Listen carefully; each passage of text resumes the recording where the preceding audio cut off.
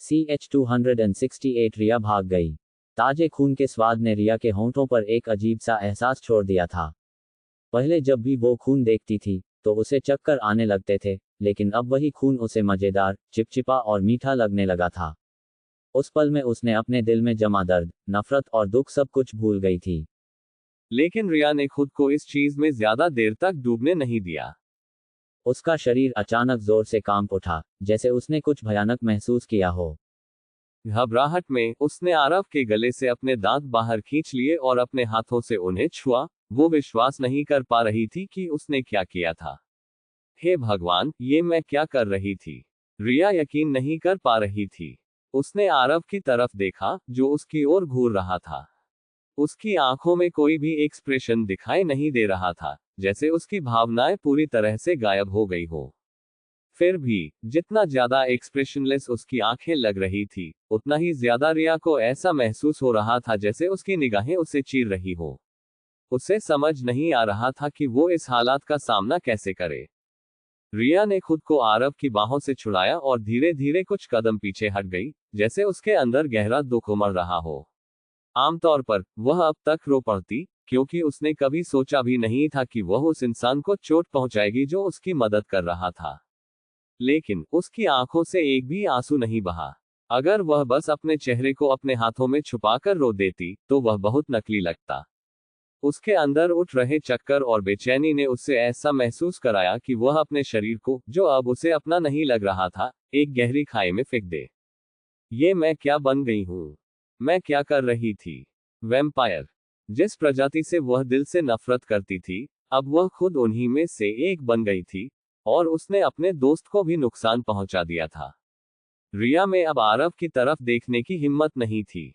उसने तुरंत अंधेरे से घिरे रास्ते पर दौड़ना शुरू कर दिया, मानो सब कुछ पीछे छोड़ देना चाहती हो। शायद रिया को यह एहसास नहीं था कि अंधेरे में उसकी रफ्तार अचानक बढ़ गई थी, और कुछ ही पलों में उसने 100 मीटर से ज्यादा की दूरी तय कर ली थी। आरव, जो वहीं खड़ा रह गया था, उसके पीछे दौड़ना चाहता था, लेकिन रिया की स्पीड देखकर वह भी हैरान रह गया। कुछ समय पहले तक वह एक नाजुक सी आम लड़की थी, लेकिन खून मिलने के बाद वो पूरी तरह बदल गई थी। उसकी आंखों का रंग, नुकीले दांत और उसके फीके चेहरे पर चमकते लाल होंठ, उसकी बाहरी शक्ल भले ही नहीं बदली थी, लेकिन उसके चारों ओर एक रहस्यमय धुंध छा गई थी। उसका पूरा ओरा अब एक गहरे, खौफनाक माहौल में बदल गया था, जो पहले से बिल्कुल अलग और डरावना लग रहा था। रिया के दूर जाते हुए पीठ को देखकर और उसकी निराशा भरी चीख सुनते हुए आरव के दिल में एक गहरी दुख की लहर उठी। वो वैम्पायर से इतनी नफरत करती थी कि उसने खंजर लेकर उस आदमी से लड़ने की कोशिश की थी, लेकिन अब वो खुद उनमें में से एक बन गई थी। आरव उसकी निराशा और दर्द का पूरी तरह से अंदाजा नहीं लगा पा रहा था। आरव, क्या हुआ? छुटकी उसके पास आई। हम बहुत देर से पहुंचे। आरव ने छुटकी की तरफ देखा और निराश होकर सिर हिला दिया। छुटकी ने आरव के गले पर दांत के निशान और उसका फीका चेहरा देखते ही समझ गई। अब हम क्या करें? वैम्पायर ने शायद कुछ महसूस किया है, हम उसकी लोकेशन खो चुके हैं, छुटकी ने पूछा। मुझे अभी थकान महसूस हो रही है। चलो वापस चलते हैं, आरव ने कहा। आरव को चक्कर आने लगे थे क्योंकि रिया ने उसका काफी खून पी लिया था। अब वैम्पायर का पीछा करने का समय नहीं था, उसे पहले ठीक होना था और फिर आगे की प्लानिंग करनी थी। आरव अब सिर्फ एक ही चीज सोच रहा था, वैम्पायर का सफाया करना। बाकी सब के बारे में बाद में सोचेगा। अपार्टमेंट में वापस आकर आरव सीधा काउच पर जाकर लेट गया। उसने पहले ही ब्लड सीरम ले लिया था, उसे जल्द ही ठीक हो जाना चाहिए। आरव, तुमने रिया को क्यों जाने दिया? रुद्र ने पूछा, जो काफी समय से चिंता में कमरे के अंदर इधर उधर टहल रहा था। उसकी बेचैनी साफ झलक रही थी। मैं उस तक पहुंच नहीं पाया, आरव ने कहा। पहुंच नहीं पाए? रुद्र हैरान था। वो बहुत तेज थी। मैंने उसे क्लब से बाहर निकालते वक्त अपना ट्रम्प कार्ड इस्तेमाल किया था, आरव ने कहा। रुद्र ने गहरी सांस लेते हुए कहा, तुम हमेशा कहते हो कि जब मैं उसकी रक्षा कर रहा हूं तो मैं उसके साथ कुछ गलत कर दूंगा। लेकिन मैं अंधा नहीं हूं।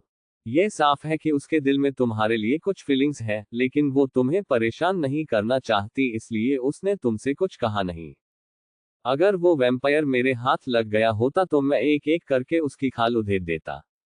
आरव ने अपनी नाराजगी जाहिर करते हुए कहा, लेकिन अभी भी उसे पूरी तरह से राहत नहीं मिल रही थी। अब जब वह लगभग पूरी तरह ठीक हो चुका था, उसके दिमाग में बस एक ही विचार था, वैम्पायर को ढूंढना और उसे खत्म करना। आरव, मैंने वैम्पायर का पता लगाया है। छुटकी ने कुछ अच्छी खबर दी जब आरव गुस्से से जल रहा था। आरव काउच से उठा, उसकी आंखों में कत्ल करने की भावना थी।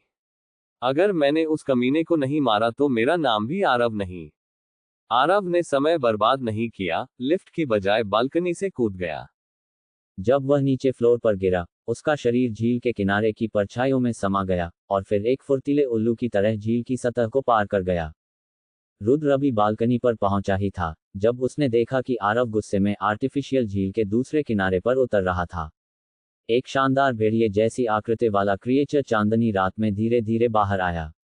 जैसे ही वह दौड़ने लगा, आरव ने तेजी से छलांग लगाई और स्विफ्ट स्टार वुल्फ की पीठ पर सवार हो गया। रुको, मेरे लिए, रुद्र ने आरव को जाता देखा चिल्लाकर कहा। एक मैजिशियन जिसका प्राइमरी एलिमेंट लाइट था और सेकेंडरी एलिमेंट वाटर था, कभी भी आरव की तरह बिल्डिंग से कूद नहीं सकता था। उसके पास कोई रास्ता नहीं था सिवाय लिफ्ट का इस्तेमाल करने के।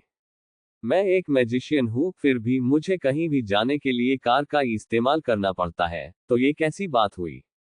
रुद्र ने बड़बड़ाते हुए कहा।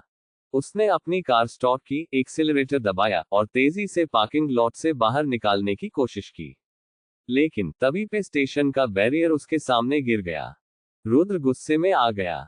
उसे आरव का गुस्सैल और बिना सोचे समझे किया जाने वाला बर्ताव याद आया, तो उसने अपने दांत भींचते हुए गैस पेडल पर जोर से पैर रखा।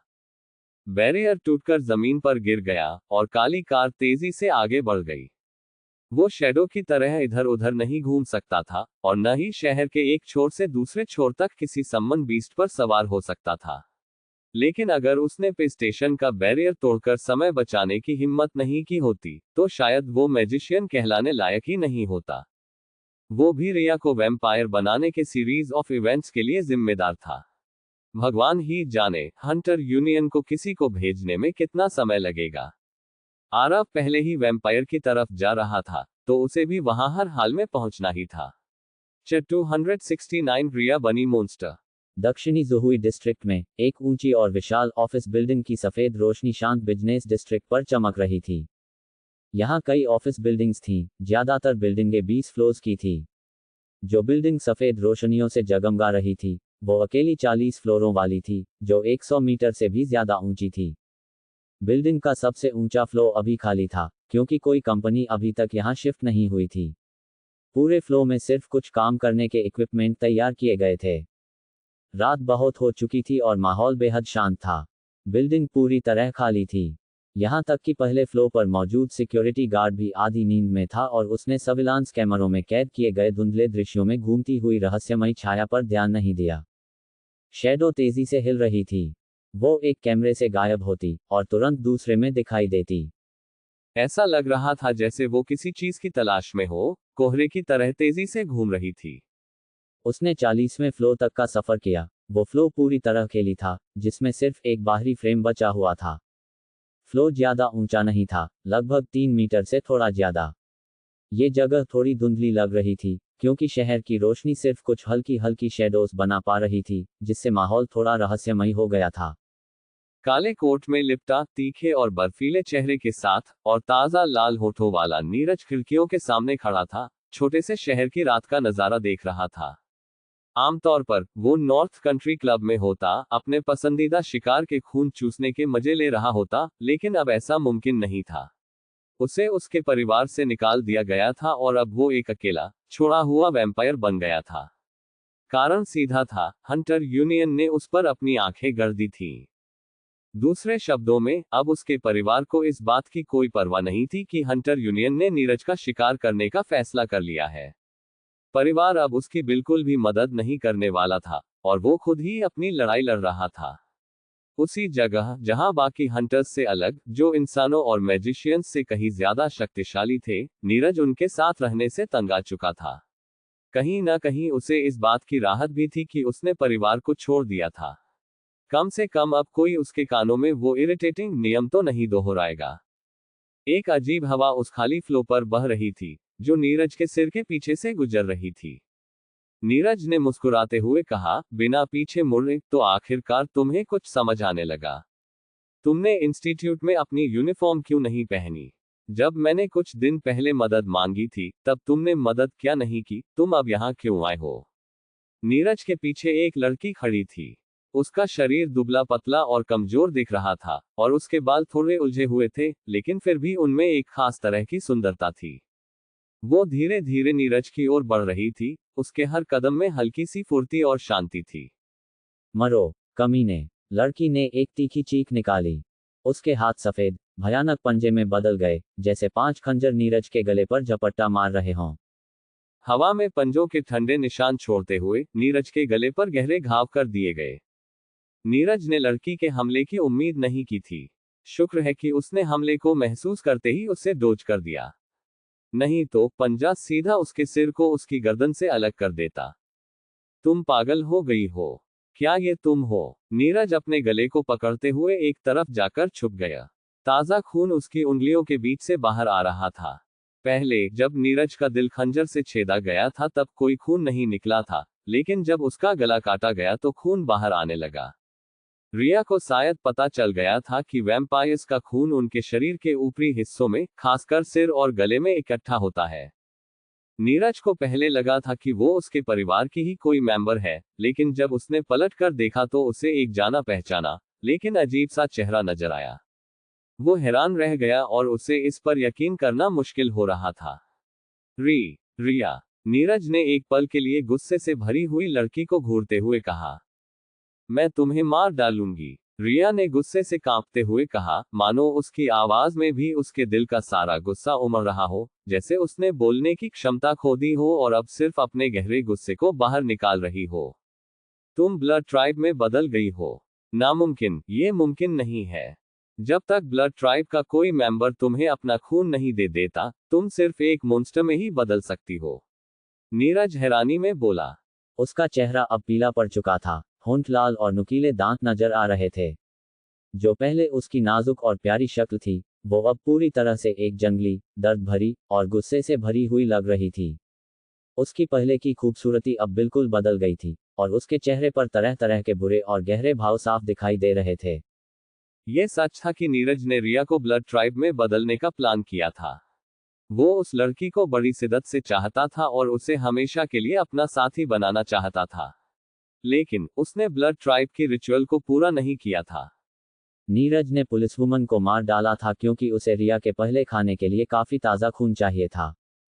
उसने सिर्फ उसका वही खून छोड़ा था जो उसके शरीर में भाप बनकर वापस आ गया था जब उसे ब्लड डायग्राम के जरिए बदल दिया गया था। यह सिर्फ पहला कदम था। रिया को ब्लड ट्राइब का खून विरासत में लेना था, यानी किसी ब्लड ट्राइब के मेंबर का खून पीना था, ताकि वो पूरी तरह से वैम्पायर में बदल सके।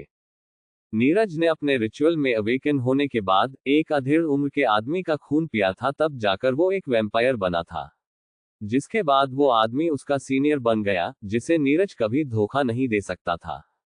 नीरज चाहता था कि रिया भी उसी का खून पिए, जिससे वो उसका सीनियर बन जाता और रिया भी उसे कभी धोखा नहीं दे पाती। लेकिन उसे परिवार से निकाल दिया गया जब वो वापस लौट रहा था, और जब वो नॉर्थ कंट्री क्लब पहुंचा तब तक कोई रिया को पहले ही बचा चुका था। उसने क्यों प्रोसेस को अधूरा छोड़ दिया? क्यों वो ब्लड ट्राइब की बजाय एक मॉन्स्टर बन गई? रिया ने नीरज पर हमला किया, जबकि नीरज अभी भी पूरी तरह से कंफ्यूज था कि आखिर क्या हो रहा है। रिया अपनी नई मिली शक्तियों को ठीक से कंट्रोल नहीं कर पा रही थी, क्योंकि वो सिर्फ ताकत के बल पर बिना सोचे समझे हमला कर रही थी। रिया की ताकत इतनी जबरदस्त थी कि उसने एक ही झटके में बिल्डिंग के एक खंबे को तोड़ दिया। इसके अलावा उसकी स्पीड भी अविश्वसनीय थी। नीरज को उसके हमलों से बचने के लिए अपने शैडो एलिमेंट का इस्तेमाल कर तेजी से अपनी पोजीशन बदलनी पड़ी, लेकिन फिर भी रिया उसके पीछे आ गई। वैम्पायर्स की ताकत इस बात पर निर्भर करती है कि उन्हें किस तरह का खून मिला है, और उनके सीनियर की शक्तियों पर भी। वैम्पायर्स अपनी वंश की परंपरा को बहुत महत्व देते हैं। जितना ज्यादा शक्तिशाली सीनियर होता है, उतने ही ज्यादा ताकतवर उनके जूनियर्स होते हैं। लेकिन रिया तो सिर्फ एक दिन पहले ही वैम्पायर बनी थी, फिर भी उसकी ताकत और स्पीड नीरज की जनरेशन के सभी वैम्पायर्स से ज्यादा थी। ये कैसे मुमकिन हो सकता है? रिया ने नीरज के कोट को पकड़ा और उसे जोर से खिड़की पर दे मारा, जिससे खिड़कियां चटकने और टूटने लगी। शिट!